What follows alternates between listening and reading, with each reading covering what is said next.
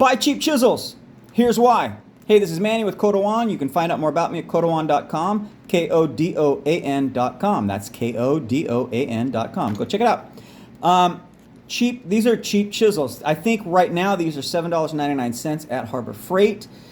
I think I got this one on sale for $4.99 just a couple years ago.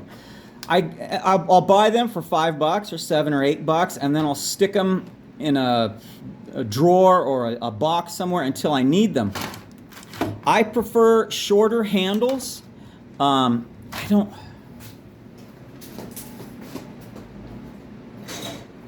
Are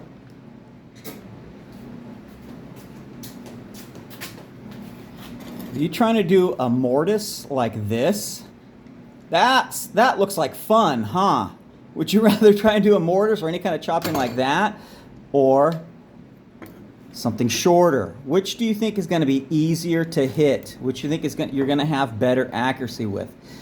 Yeah, you can buy this is not a Lee Nielsen, but you can buy those fancy Lee Nielsen chisels, and you can spend a lot of money, and they're still going to wobble on you. All right?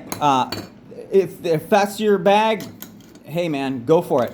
Me personally, like I said, I like these shorter style chisels. I don't chop mortises. I don't chop mortises. If you chop mortises, great, get one of those.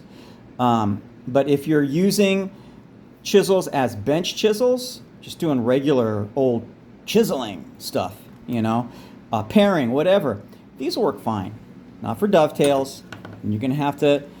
You want to do dovetails? Take these. They already have a starter dovetail on them, and this is a huge controversy. That bevel is a starter bevel for you. So if you want a firmer chisel, freaking phone, come on phone. If you want a firmer chisel, you want something with a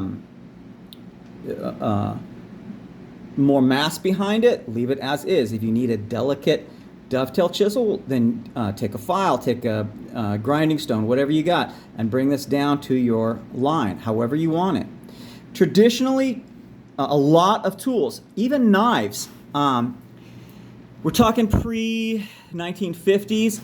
A lot of times you get a knife with a rectangular, squared off handle, and then the owner would put his own finger grooves in it so that it would fit his hand, nobody else's.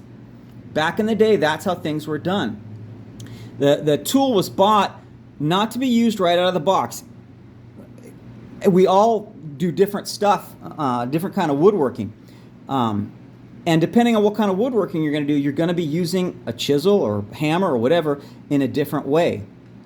So modify your tools for the type of work that you're doing. Well, you don't know what kind of work you're going to be doing? Okay, well then don't modify it. Wait. But once you figure out exactly what you like to use, how you like to, if you like this, great. Keep it as is. If you don't like it, modify the heck out of it. That's what I do. That's what I recommend. Get them cheap. Get a couple of sets. Right? This is again, this was $4.99. Half, 3/4, and a 1. Buy 2 of these, and you can, obviously you can go smaller than a half. You can't go bigger. But if you want something between a 1/2 inch and a 3/4, well then your second set, mess with that one. If you want something between 3/4 and a 1 inch, well then you mess with that one. You want a 7/8, whatever, you know. And so for $10, you can have 6 chisels, custom made for exactly how you want to do it. You can keep these crappy handles. They work just fine. I don't like them, so I make my own. Oh no, I don't have a wood lathe. What am I going to do? A lot of my tools, it's just a branch with a hole stuck in it. This was cut green, hole was drilled, it was shoved in there, no glue, but the branch, when the wood is green, it will dry tight around the file, and you'll have a hell of a time getting it out.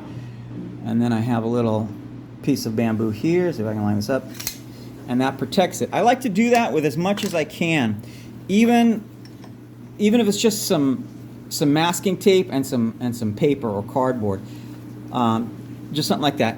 If I have the time, well then I'll make something a little fancier, like this. And this is about as fancy as it gets. Here's one of my favorite files.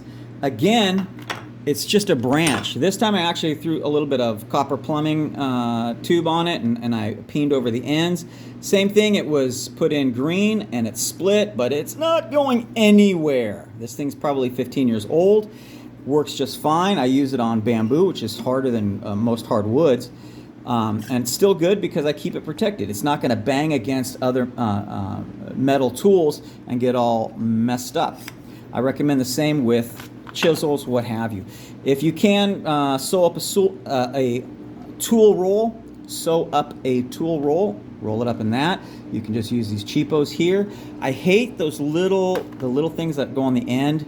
You always end up cutting yourself like that. But something like this should work just fine. Not that. That goes on this one. So that's my recommendation. Buy cheap tools. None of these were pricey tools. This one I used for paring. It actually was a 1-inch. I tapered it down. Again, it's 1 inch here. It's about 3/4 here. I don't know if you can see that taper. This works for what I use it for. Usually like this, chiseling out like that, and occasionally paring this way.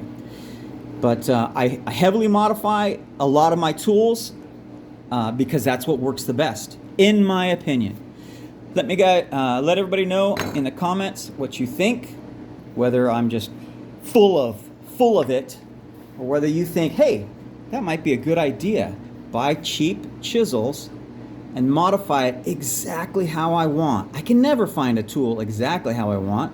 Well, I'll either make it myself or heavily modify one so that it fits perfect for me.